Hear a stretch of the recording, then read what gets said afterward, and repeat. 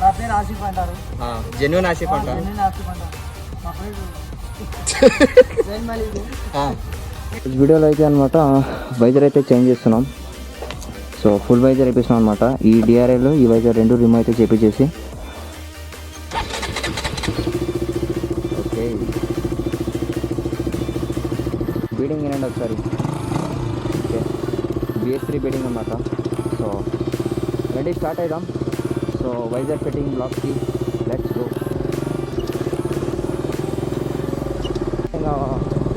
First of all ఆ visor ఇట్లా fit చేసిన తర్వాత రియల్గా ఎటు ఉంటుందో చూడాలన్నమాట. యాక్చువల్గా ఇంకా చూడాలి, నేను చూడాలి.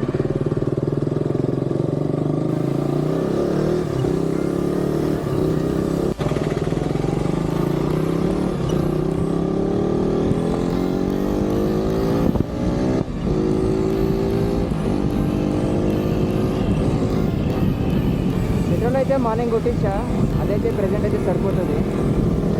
సో తొందరగా వెళ్ళిపోదాం, ఎందుకంటే టైం పడుతుంది యాక్చువల్గా అది డిఆర్ఎల్ మొత్తం ఫిట్టింగ్ చేయడానికి.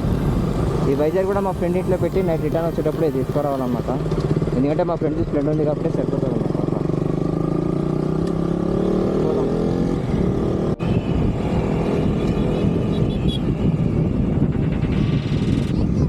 చాలా ఫాస్ట్గా అయితే వచ్చామన్నమాట.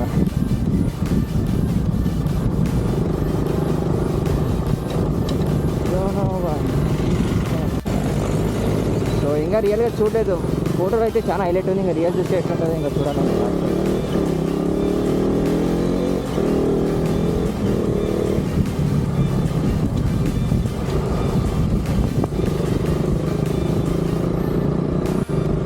సో ఎనీవే వైజర్ అయిపోయిన తర్వాత ఇంకా మనకి సర్వీస్కి అనేది చేయాలి ఆ బండి నెక్స్ట్ మంత్. యాక్చువల్గా మొత్తం నాకు తెలిసి 6,000 to 7,000 లోపల అయిపోతుంది ఎక్స్పెక్టేషన్ పెట్టుకుంటున్నా. ఎంతో బట్ ఎంత అవుతుందో చూద్దాం. వైజర్ ఫిట్ చేస్తున్నారు ఇప్పుడు మనకి. ఇంకా కింద డిఆర్ఎల్ తీస్తున్నారు అన్నమాట. ఇప్పుడు బ్లాక్ చేస్తున్నారు. సో ఇస్మాయిల్ బాయ్ మన KTM బైక్ ఏమైనా చేసేది ఉండేది. సూపర్ అన్నిటిగా ఓకే. దీన్ని ఫిట్టింగ్ చేపిస్తున్నాం అనమాట ఇప్పుడు.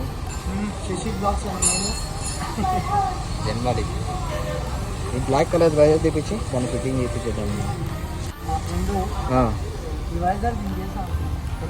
ఓకే లైక్ చేయండి, కామెంట్ చేయండి, షేర్ చేయండి. నా పేరు ఆసిఫ్ అంటారు. జెన్యూన్ ఆసిఫ్ అంటారు. మా ఫ్రెండ్ గ్యారేజ్ చూపించాలి. గ్యారేజా ఇదో చూడండి గైస్, గ్యారేజ్ వర్క్ మొత్తం వర్క్ చేస్తున్నాం మన ఇస్మాయిల్ భాయ్. అది RC 390 ఉంది ఇక్కడ. అదేంటది బుల్లెటా? ఓకే. సో ఇది అదే ఇది 390. చూసుకోండి మీరు ఫేమస్ ఏమనంటే 6 బూక్స్ అంటాడు. ఇది Gen 3 RC 200. So fitting process చూపిస్తాను ఇప్పుడు.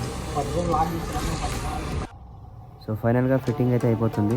సో మీకు ప్రాసెస్ అయితే ఇప్పుడు అయిపోయింది అనమాట. సో సినిమాటిక్ మోడ్లో మొత్తం చూపిస్తా, తర్వాత బ్లాగ్ ఏం చేసి